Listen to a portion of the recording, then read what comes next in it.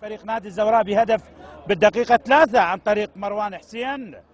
السيد راضي شنيشل يبدأ بتغيير طبعا ببداية الشوط الثاني، يخرج نمير حميد ويشترك محمد إبراهيم لاعب صاحب الفانيلة طبعا رقم 34.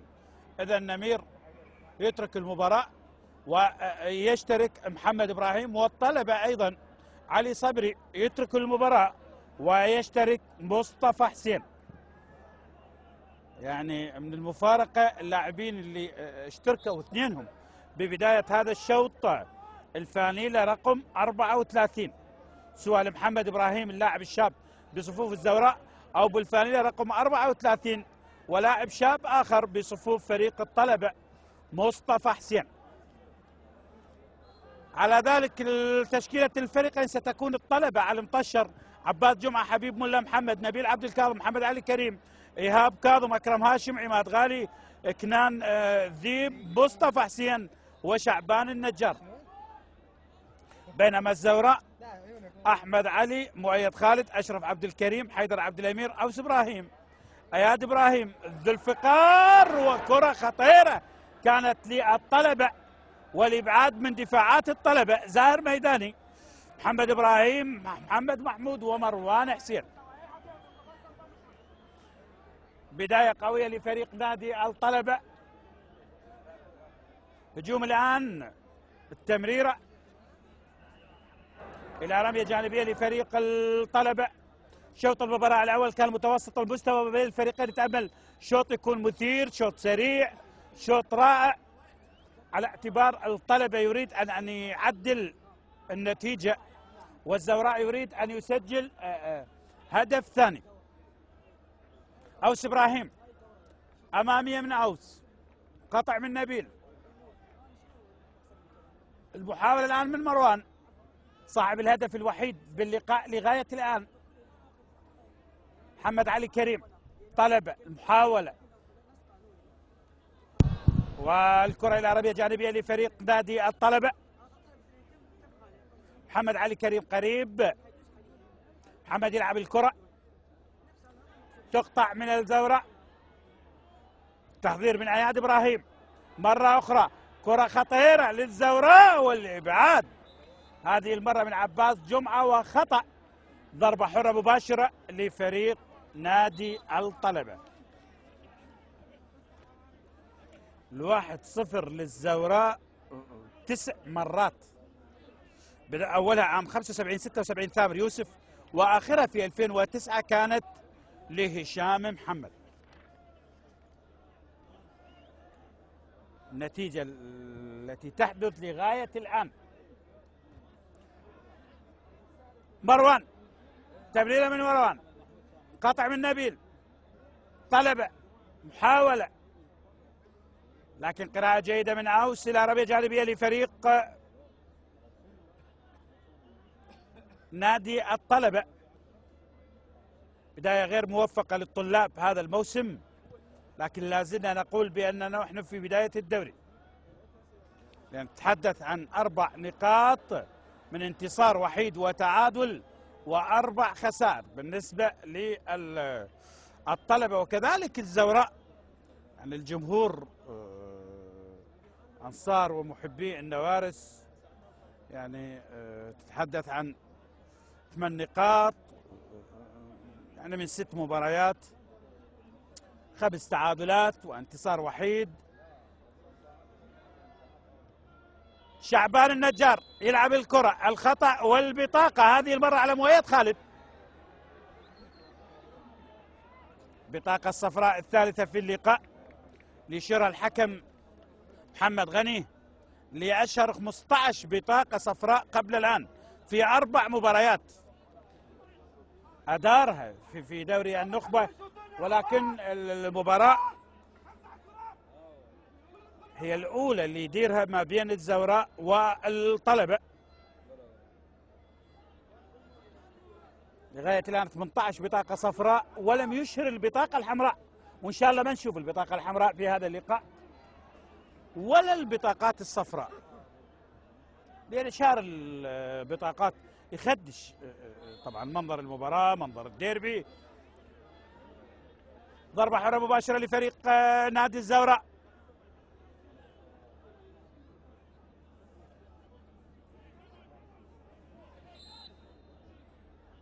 أحمد علي قريب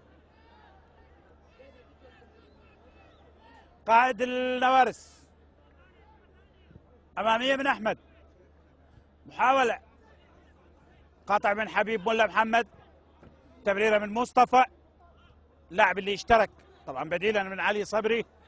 محاولة الآن مصطفى حسين، التمريرة مع النجار بالوسط لغالي، عماد لأكرم، تمريرة إلى اليمين محمد علي كريم، محاولة للطلاب، كرة لإيهاب راجع لمحمد مرة أخرى، إيهاب كاظم بساحة لعب الزوراء، الطلبة يحاول راجعة إلى أكرم، أكرم هاشم عيدها لنبيل،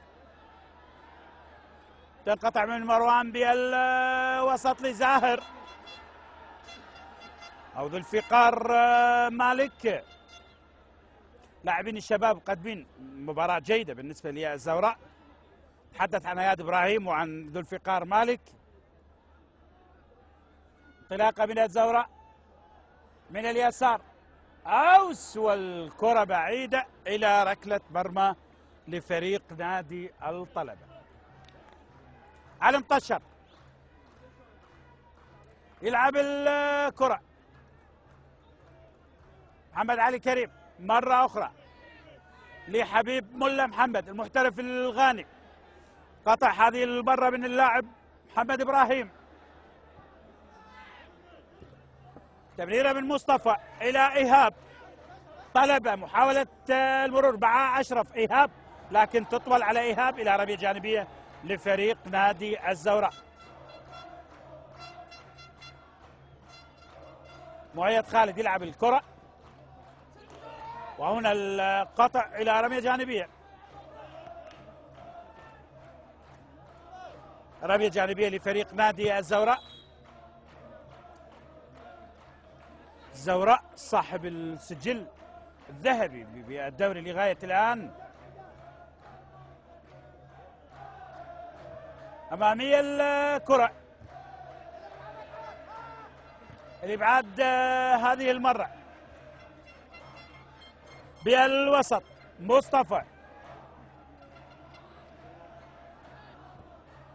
تمرير،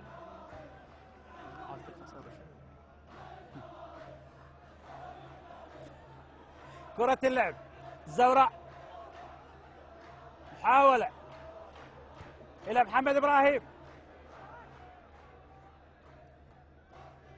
وإلى رمية جانبية.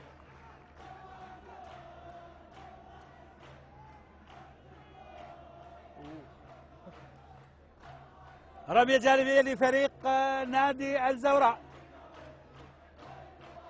أوس يلعب الكرة إلى اياد ابراهيم مرة أخرى، تصطد من الجهة البعيدة، رمية جانبية للزوراء، محاولة من اياد ابراهيم، والمحاولة خطيرة إلى ركلة مرمى، محاولة خطيرة للنوارس. انتظرنا 54 دقيقة لنرى هذه المحاولة من الزوراء. عدا الهدف، الديربي لحد الآن ما ارتقى إلى مستوى الطموح. نتمنى رتم المباراة يتصاعد، خاصة من الطلبة اللي متأخر أو من الزوراء اللي متقدم بهدف لغاية الآن. حرة مباشرة، أجواء جميلة، أجواء والله أجواء كرة قدم، أجواء ربيعية، أجواء يعني الشمس، وبالتالي أرضية رائعة. فقط الديربي يحتاج إلى الفريقين، أداء الفريقين أن يتصاعد. نبيل محاولة، طلبة، قطع للكرة من محمد محمود، خطيرة للزوراء، والقطع هذه المرة إلى رمية جانبية، رمية جانبية للزوراء، رمية جانبية للنوارس. 12 بطولة دوري للزوراء، صاحب السجل الذهبي، بدايتها في 75 76 سعدي صالح واخرها في 2010 لسيد راضي شنيشل، مقابل 5 بطولات للأنيق. يعني من تتحدث عندنا 17 نجمة في الملعب، 12 نجمة للزوراء و5 نجوم لفريق الطلبة، لكن المباراة ما ارتقت وما وصلت لل4 نجوم أو ال7 نجوم.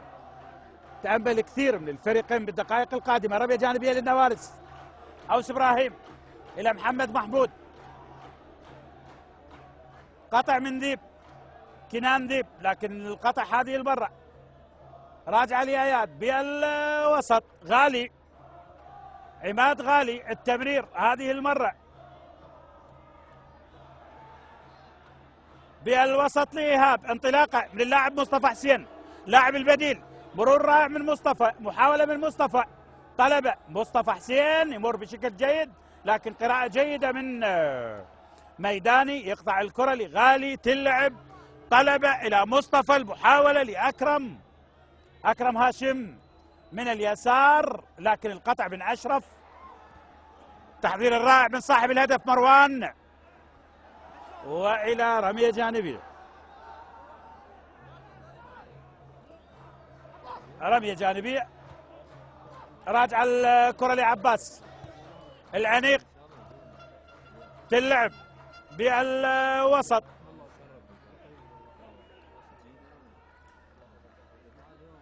مرة أخرى لأكرم، انطلاقة من اليمين، محاولة خاطئ الكرة، والخطأ هنا للطلبة، وورقة ثالثة للسيد عبد الكريم سلمان.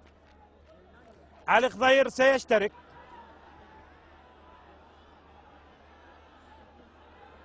ثلاث تغييرات للمدرب عبد الكريم سلمان للطلبة، يريد أن يغير النتيجة، يريد أن يغير التأخر أمام الزوراء، يبحث عن الحلول. عماد غالي لا وجود لشيء، أشرف يلعب الكرة، مؤيد تمرير هذه المرة بالوسط، وهنا الخطأ على أكرم هاشم.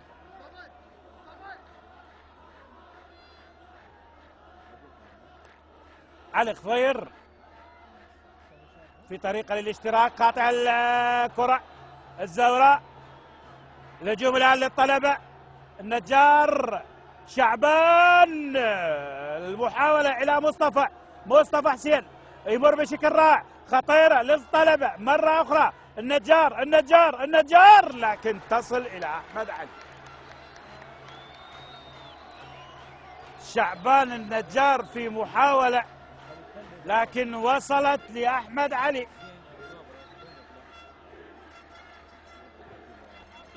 أمامية من أحمد،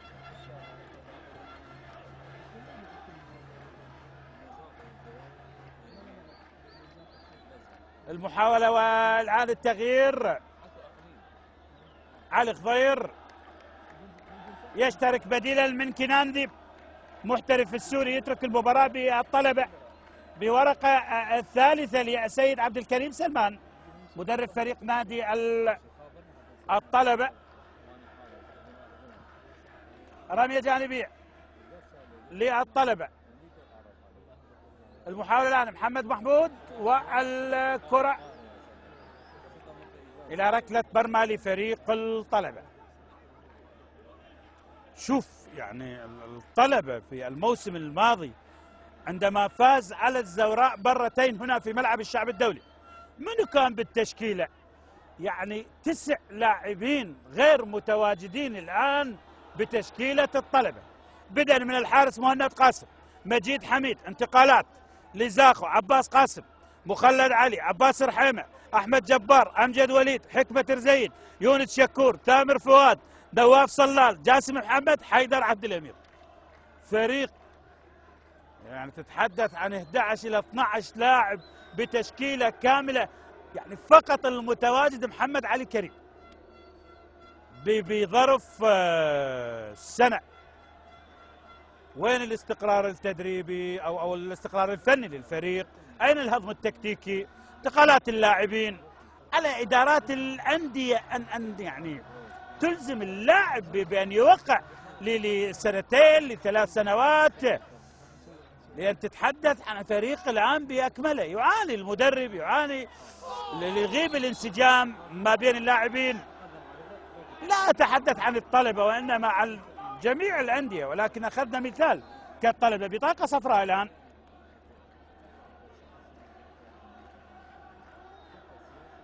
حتى الزوراء، لكن الزوراء يعني بعض الركائز متواجدة، بعض الأسماء متواجدة لم تغادر.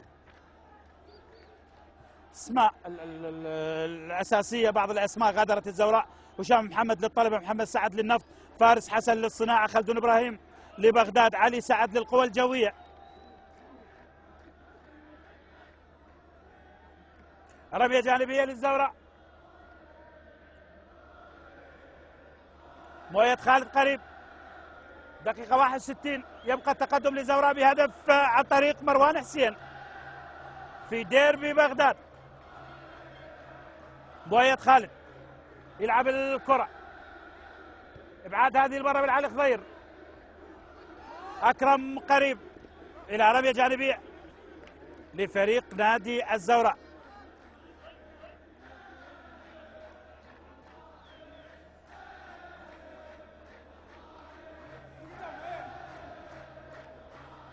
رمية جانبية للزوراء، مؤيد خالد،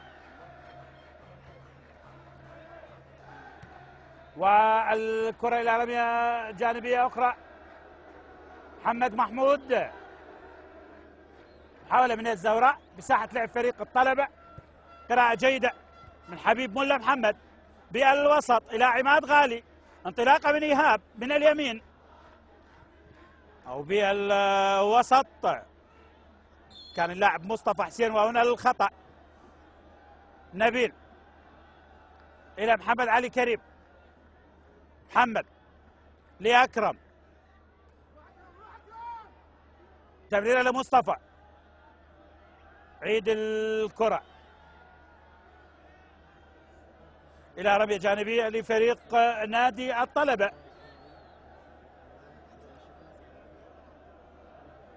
مصطفى حسين،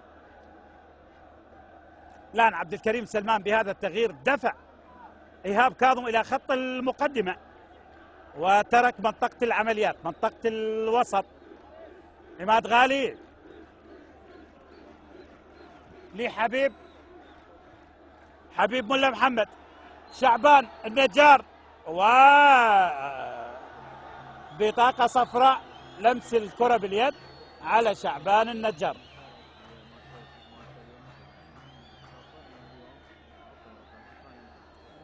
بطاقة صفراء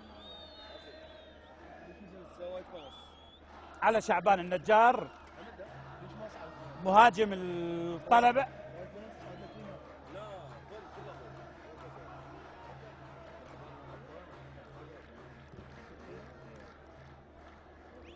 أحمد علي أمامية الكرة، محاولة لكن تصل لعلي مطشر.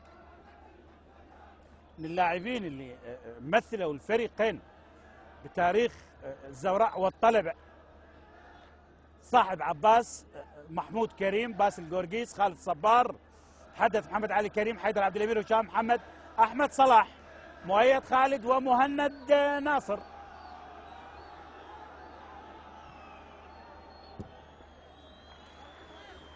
القطع هذه المرة من اللاعب ذو الفقار بالك. رمية جانبية لفريق نادي الطلبة.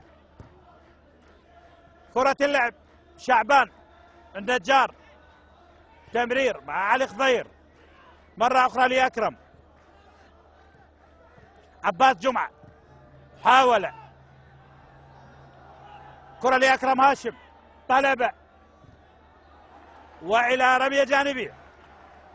اعتقد اصطدت بالنجار، وبالتالي رمية جانبية لفريق نادي الزوراء.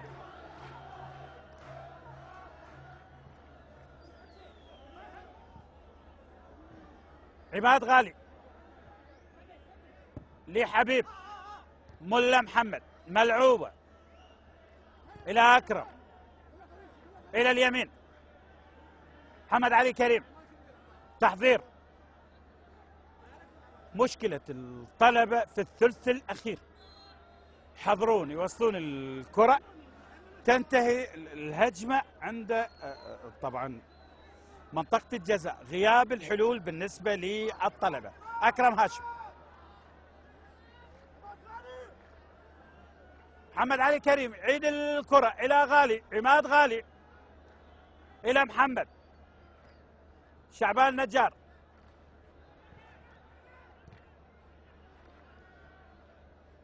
لمحمد محمود، راجع الكرة للطلبة لنبيل،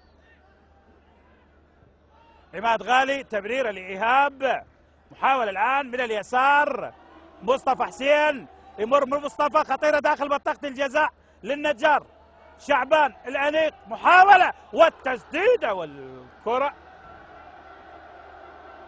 تقد إلى ركلة مرمى.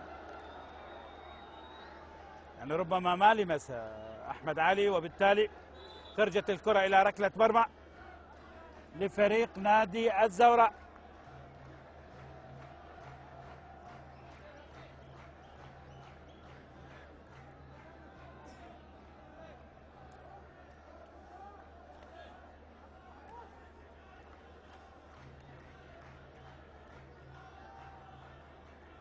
الواحد صفر، يعني تحدث للمرة العاشرة لغاية الآن التقدم للزوراء.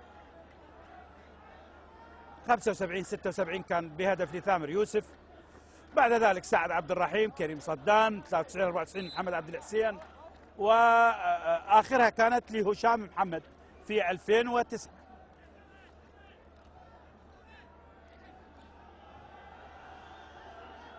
كادر التدريبي للطلبة ومشرف الفريق والترقب، وهشام محمد. هشام محمد نجم الزوراء لأكثر من 13 موسم، يرتدي فانيلة الطلبة وفي طريقة للاشتراك بالدقائق القادمة. قطع الكرة من علي خضير، أنيق، محاولة المرور والخطأ الآن. ورقة أخرى للسيد راضي شنيشل، اليوم سيد راضي كلها شباب. محمد كريم لاعب 24 وربما صاحب الهدف راح يترك المباراة، لكن هناك سقوط للاعب من الزوراء، ربما سيرجع التغيير السيد راضي شنيشل.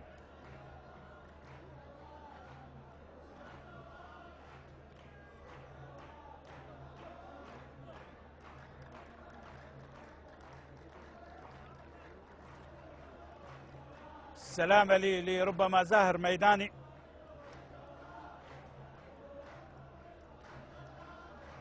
أو اللاعب الشاب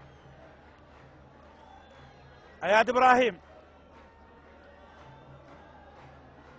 لكن عندنا لاعب شاب سيشترك، محمد كريم.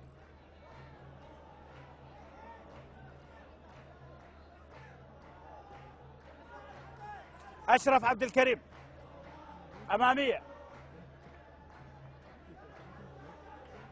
المحاولة نبيل عبد الكاظم، حاول يقطع الكرة لأكرم، أكرم لليمين، محمد علي كريم، تمريرة من محمد، محاولة من إيهاب، إيهاب كاظم، لكن إلى رمية جانبية. هشام محمد يلاقي فريق السابق، يحيي جمهوره، جمهور النوارس،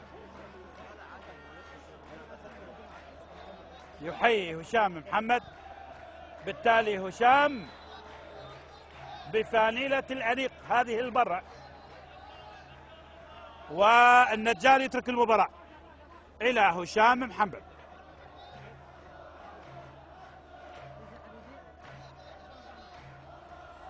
لاعب طلابي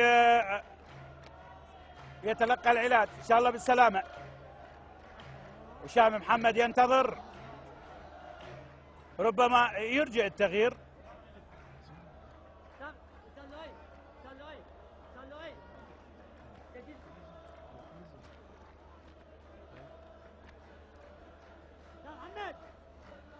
لاعب زوراعي شاب اخر محمد كريم من شباب النادي، والله ماخذ شويه من علي قاسم يعني بالشكل، وبالتالي هشام محمد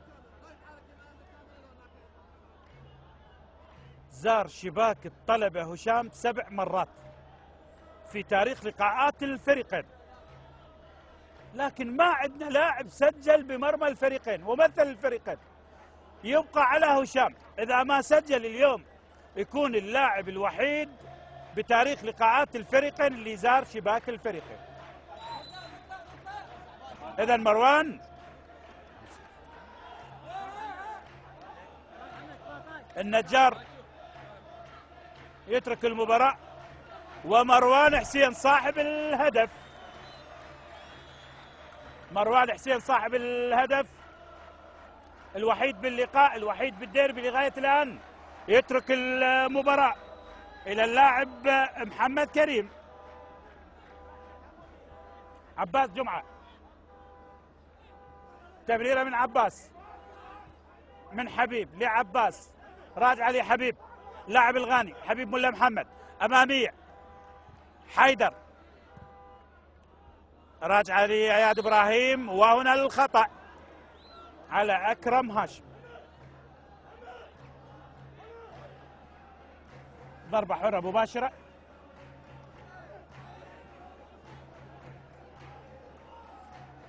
طلب في الموسم الماضي وفي الجولة السابعة كان عنده 4 انتصارات وتعادلين،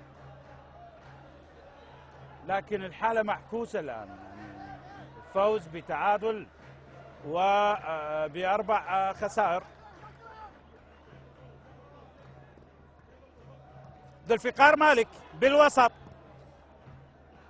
قطع للكرة، أكرم يحاول، تصل هذه المرة لمحمد إبراهيم، لأوس إبراهيم، الزوراء أمامية من أوس، قطع للكرة لعماد، مرة أخرى لإيهاب، أكرم، كرة لعلي، علي خضير،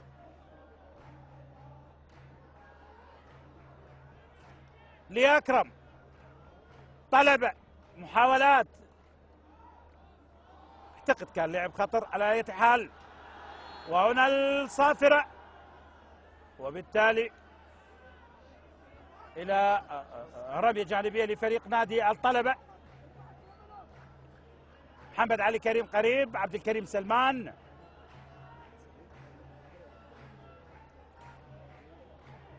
تزداد الضغوطات على المدرب عبد الكريم سلمان وعلى كادر التدريبي للطلبة، خاصة المباراة القادمة أعتقد ستكون مع السليمانية في السليمانية. محمد محمود، محمد محمود، تمريرة من محمد، راجع الكرة،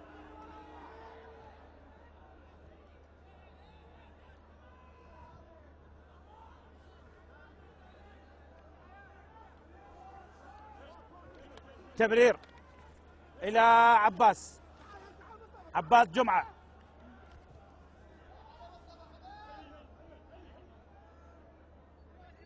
إلى حبيب ملا محمد، أمامية من حبيب إلى عهاب، محاولة، صراع على الكرة، راجعة من ذو الفقار. أكثر نادي قدم هدافي الدوري هو الزوراء، يعني تتحدث عن كريم صدام 4 مرات، تامر يوسف 3 مرات، أحمد راضي مرتين، مرة لفلاح حسن ومرة لحسام فوزي. قطع للكرة من الطلبة، العنيق يحاول محمد علي كريم، محاولة من محمد، وهنا الخطأ. ضربة حرة مباشرة،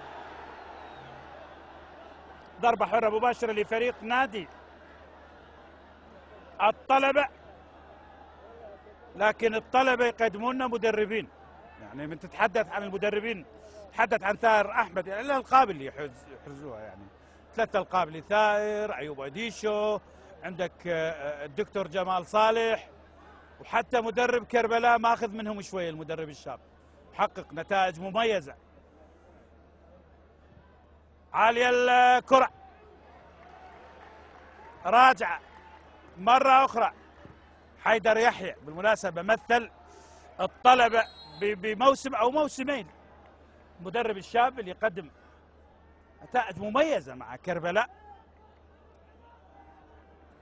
كربلاء اللي خرج عن القاعدة وقدم مستويات جميلة وكسر القاعدة بمبالغ متواضعة جدا وبأسماء شابة مميزة من أبناء المحافظة، ولا زال بالمركز الثالث. غالي تمرير هذه المرة وتصل إلى أحمد علي. دقيقة 76 هنا هشام محمد، دقيقة 76 يبقى التقدم للنوارس بهدف عن طريق مروان حسين اللي ترك المباراة. ضربة حرة غير مباشرة لفريق نادي الزوراء.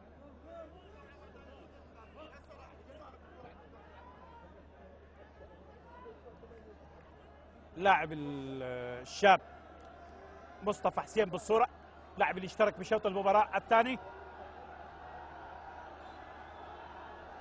تمرير الآن، راجعة، مؤيد ما يحصل الكرة إلى علي خضير، مرة أخرى لغالي. عماد يلعب الكرة،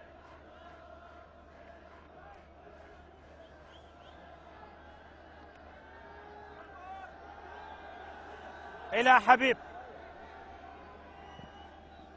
أمامية من حبيب، تقطع من أشرف، وإلى رمية جانبية. رمية جانبية لفريق نادي الطلبة عباس جمعة.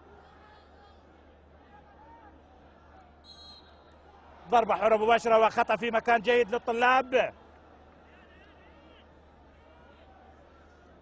طلبة في الموسم الماضي وعلى هذا الملعب كانوا متأخرين بهدف لغاية الدقيقة 83، سجاد حسين. بعد ذلك ب4 دقائق فازوا على الزوراء بهدفين لحكمة رزيج. هل يتكرر هذا السيناريو في هذا اللقاء؟ علي بن إيهاب، والكرة إلى ركلة مرمى، ركلة مرمى لفريق نادي الزوراء. فريقين راح يلتقون أيضا ببطولة الكأس في مباراة ستقام على ملعب الشعب الدولي. أعتقد الاتحاد أجل المباراة إلى الشهر الأول، الشهر المقبل إن شاء الله من السنة الجديدة. علي التمرير،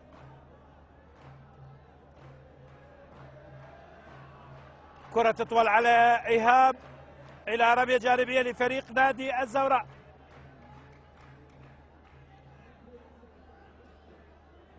أوس إبراهيم قريب، أوس يلعب الكرة للاعب محمد كريم، قطع عماد غالي، الطلبة إلى مصطفى، وبعيدة جدا. هي محاولة جيدة لهذا اللاعب الشاب لكن ما تشكل خطورة على الحارس الخبرة أحمد علي.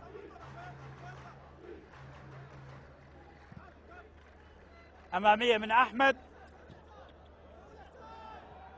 تصل لعلي مطشر. طلبة بناء الهجمة من جديد، أمامية من عباس، محاولة غياب الحلول يعني على لاعبي الطلبة لغاية الآن بنفس السيناريو. يعني دائما الكرة طويلة وحلول صعبة، يحتاجون إلى كرات قريبة، إلى تنويع بالهجمات، يدخلون من العمق، كرات قصيرة ممكن. حبيب ملا محمد، عماد غالي، تمريرة من عماد مرة أخرى لعلي،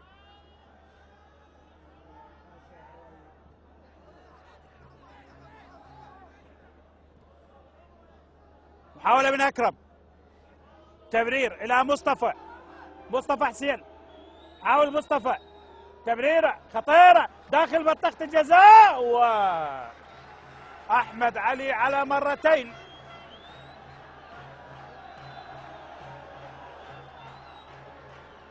سلامة لأحمد علي حارس مرمى الزوراء.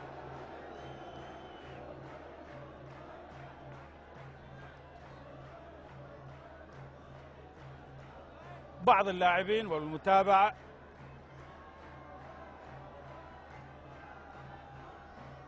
اعتقد هذا اللاعب الكاميروني لاعب نادي الشرطة كان حاضر يتابع المباراة. سلامة لأحمد علي، والدقائق التسع الأخيرة على عمر اللقاء. يبقى التقدم للزوراء بهدف لمروان حسين، أتى بالدقيقة 3 من عمر اللقاء. لا شيء فريق نادي الطلبة.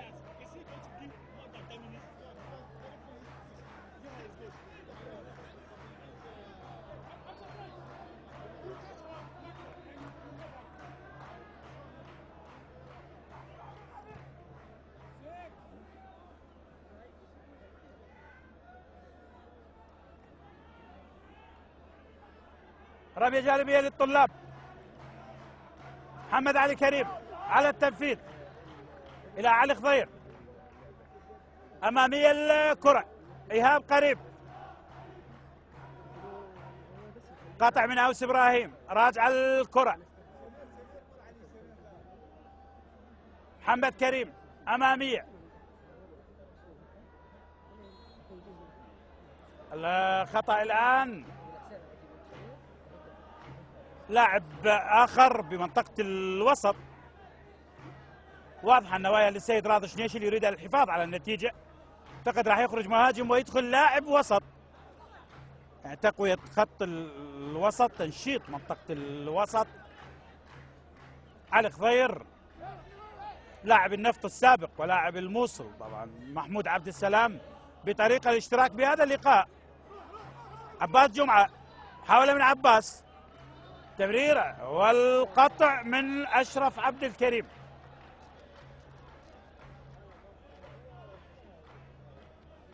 اعتقد سيخرج المهاجم محمد محمود، فعلا محمد محمود يترك المباراة ويشترك محمود عبد السلام لاعب القادم من نادي النفط. الآن الزوراء بدون أنياب هجومية، بدون تأثير بخط المقدمة، على اعتبار محمد محمود ومروان حسين اللي عول عليهم السيد راضي شنيشل أخرجهم، وبالتالي النوايا واضحة، نحافظ على الهدف في آخر 8 دقائق، ناخذ 3 نقاط من الطلبة، تعطي دافع، تعطي حافز. محمد علي كريم، لكن ربما هناك كلمة للأنيق. عماد غالي عالية، قطع من حيدر عبد الأمير، راجع الكرة لحبيب الملا محمد، حبيب ملا يلعب الكرة، هشام لمصطفى، محاولة والتغطية من مؤيد إلى رمية جانبية.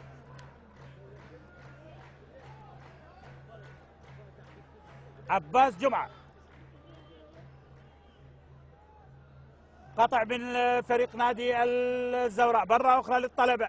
علي خضير، علي التمرير، طلبة أفضل بحيازة الكرة بشوطي المباراة، ولكن لا وجود لمحاولات حقيقية على مرمى الزوراء. خط الزوراء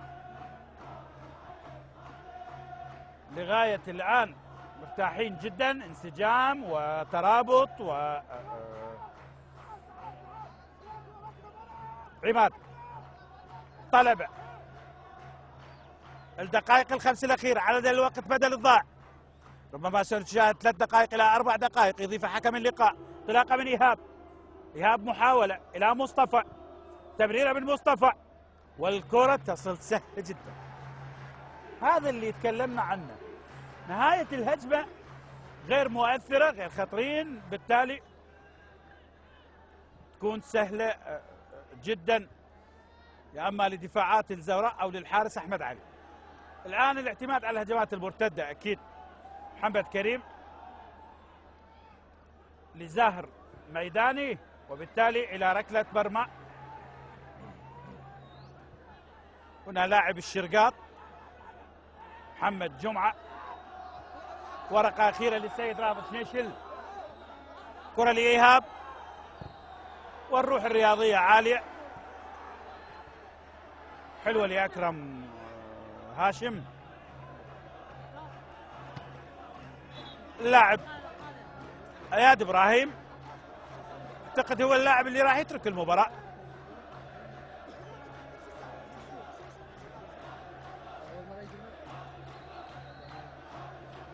اياد ابراهيم يترك المباراه لمحمد جمعه لاعب الشرقاط. لكن اليوم الاسماء الشابه بالزوراء ادت، و يعني عوضت غياب اللاعبين، غياب حيدر صباح وامجد وليد، محمد احمد وكنان عادل وعلي قاسم وصديق وهاب. كل المحللين وكل النقاد قبل المباراه رشحوا الطلبه للغيابات الست المؤثره للزوراء، لكن اللاعب الشاب الطموح بالتواجد بالتشكيله الاساسيه هي فرصه ذهبيه لهؤلاء اللاعبين الشباب، ونجحوا لغايه الان مع الكابتن راضي شنيشل بالنقاط الثلاث وبالفوز لغايه الان. عباس الى حبيب، ضربه حره مباشره، الخطا لفريق نادي الطلبه. عماد غالي، عماد محاولة التمرير، تصل هذه المرة لعلي، خاطئة من علي لأزهر أو زاهر ميداني.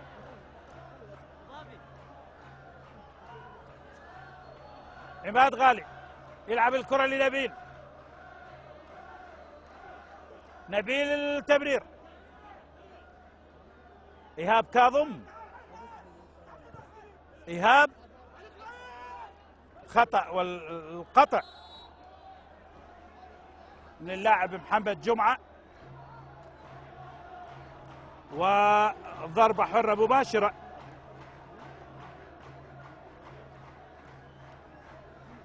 لفريق نادي الزوراء.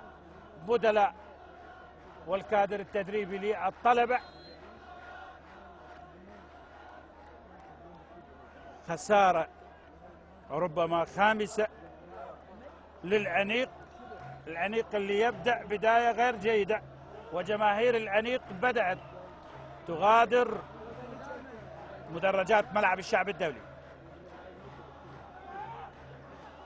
إلى حبيب، يعني الزوراء إذا ما انتهت المباراة بهذه النتيجة سيصل إلى النقطة 11، يعني سيترك المركز السابع وسيكون في المركز الخامس مؤقتا، بينما الطلبة المعاناة مركز 16، مركز لا يتناسب مع العنيق والطلبة. أحمد علي أمامية،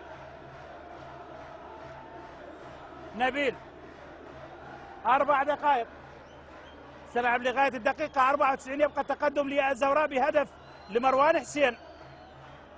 اللاعب اللي ترك المباراة.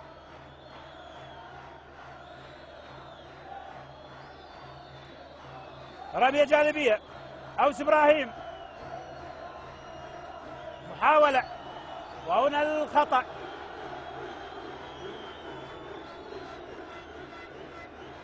ضربة حرة مباشرة وبطاقة صفراء ربما على محمد علي كريم لاعب نادي الطلبة. جماهير النوارس وبداية الاحتفال بالفوز. ممكن مخرجنا مازن، جماهير الزوراء، جماهير النوارس.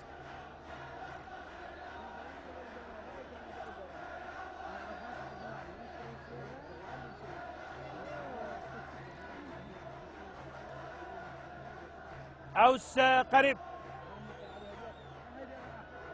أكثر من موسم، إذا 3 مواسم لم يفز الزوراء على الطلبة هنا في ملعب الشعب الدولي. قطع للكرة من محمد جمعة، مرة أخرى لمحمد علي، محمد علي كريم، مصطفى، محاولة وهنا الخطأ. هذا جمهور النوارس، هذا جمهور الزوراء، الرايات البيضاء، وبالتالي التفوق على الطلاب.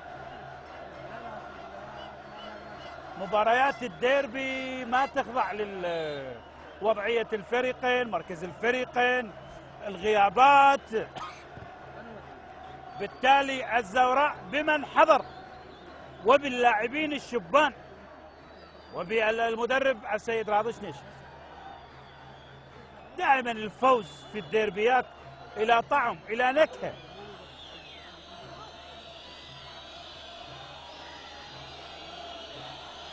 حبيب محمد، الدقيقتين الأخيرة على عمر اللقاء، يعني في الوقت بدل الضائع. حكم اللقاء محمد غني مع الطاقم التحكيمي أدار المباراة بنجاح. إلى رمية جانبية، إيهاب كاظم،